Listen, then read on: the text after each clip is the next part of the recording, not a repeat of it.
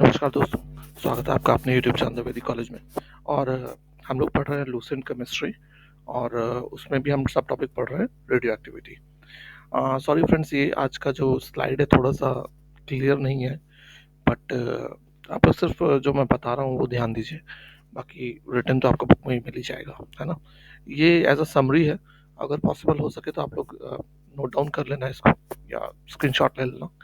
और थोड़ा सा अनक्लियर है, बट नेक्स्ट टाइम मैं इसका ध्यान रखूंगा, है ना। तो स्टार्ट करते हैं आज का चैप्टर। लास्ट टाइम हमने पढ़ा था अनकंट्रोल्ड चेन रिएक्शन, है ना, या एक्सप्लोसिव चेन रिएक्शन। आज हम लोग देखने वाले हैं कंट्रोल्ड चेन रिएक्शन। ये किसके अंदर आ रहा है? न्यूक्लियर फ्यूजन अभी हम पढ़ रहे हैं, न्यूक्लियर फ्यूजन हम आगे पढ़ेंगे। तो कंट्रोल्ड चेन रिएक्शन क्या है? कंट्रोल्ड चेन रिएक्शन में क्या होता है कि ये स्लो प्रोसेस होता है जिसमें कोई एक्सप्लोजन नहीं होता है और energy release can be controlled. ठीक, इसमें जो इलेक्ट्रॉन न्यूट्रॉन्स निकलते हैं बाहर उनको भी कंट्रोल किया जाता है। उसमें क्या था, न्यूट्रॉन्स जो एमिट होते थे उस पर कोई कंट्रोल नहीं था, है ना। इस चलते वो फर्दर एक्सप्लोसिव तरीके से बाकी न्यूक्लियस बम्बार्ड करके उसको एक झटके में ख़त्म कर देते थे।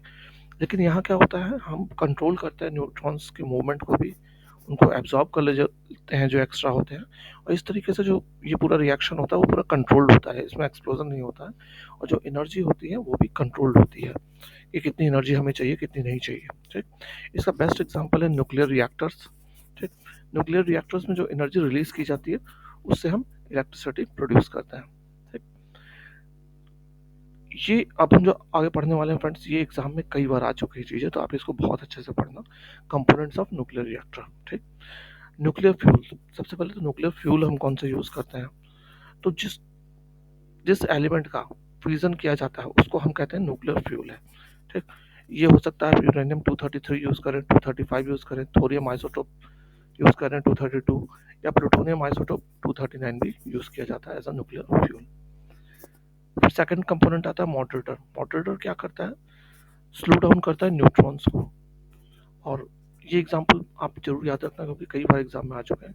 Heavy water, graphite, beryllium, beryllium oxide, ये सब एज अ मॉडरेटर यूज किए जाते हैं। ठीक, ये नाम जरूर याद रखना friends. Heavy water is the best moderator. क्यों?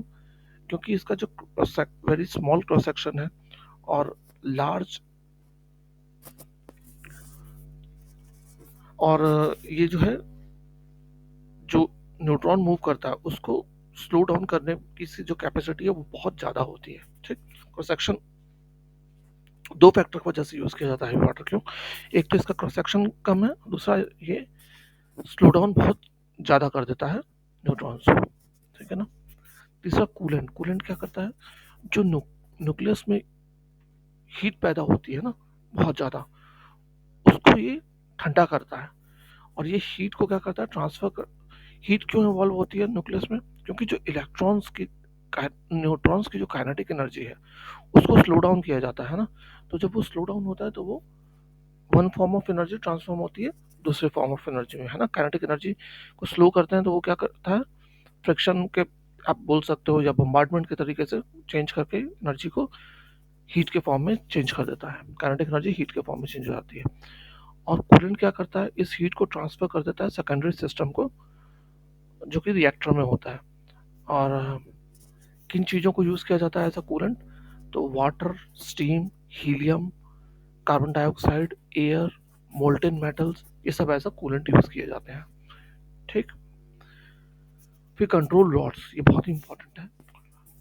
फ्यूजन को स्टार्ट करना या स्टॉप करना हम किससे करते हैं? कंट्रोल रॉड्स के थ्रू करते हैं। ठीक है, इसमें दो टाइप की रॉड्स होती हैं, कैडमियम रॉड्स और बोरॉन रॉड्स। इन दोनों को यूज इसलिए किया जाता है क्योंकि इनका large absorption cross section area होता है। आप सिर्फ नाम याद रखो, cadmium and boron rods use की जाती है एज अ कंट्रोल रॉड्स।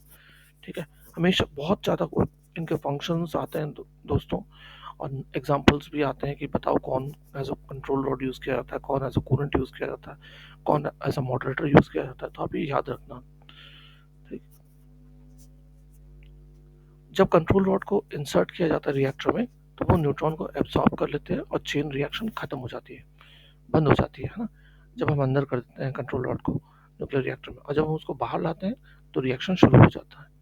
ठीक, अब आप जानते हो कि अगर फ्रीजन हो रहा है ना, और वैसे ही रेडियो एक्टिव एलिमेंट है, तो रेडिएशन तो होगा ही होगा। तो अब अगर वो रेडिएशन बाहर आएगा तो जो वहाँ पे आसपास में लोग हैं उनको खतरा है ना। तो उनको बचाने के लिए क्या किया जाता है कि गामा रेज, न्यूट्रॉन्स लगातार जनरेट होते रहते हैं वहाँ पे। आप जानते हो गामा रेज कितनी खतरनाक है, वो पेनिट्रेटिंग पावर इसकी कितनी हैवी है। तो इसके लिए थिक कंक्रीट वॉल वहाँ पे होती है जिसमें अंदर से लेड की लाइनिंग भी की जाती है, और ये क्या करती है फिर, रेडिएशन को भी ऑब्जर्व करता है और सराउंडिंग में लीकेज को भी प्रिवेंट करता है। अगर ऐसा नहीं करेंगे हम तो क्या होगा, तो जो वहाँ पे वर्क कर रहे हैं वो तो उनको तो फटाफट कैंसर वैंसर हो जाएगा, वो तो कुछ ही दिनों में मर जाएंगे। तो इस चलते प्रोटेक्शन इज मस्ट। ठीक, तो ये था कंट्रोल चेन रिएक्शन के बारे में टॉपिक, और हम अगले टॉपिक में हम डिस्कस करेंगे न्यूक्लियर फ्यूजन। तो थैंक्स फॉर वॉचिंग। जय हिंद।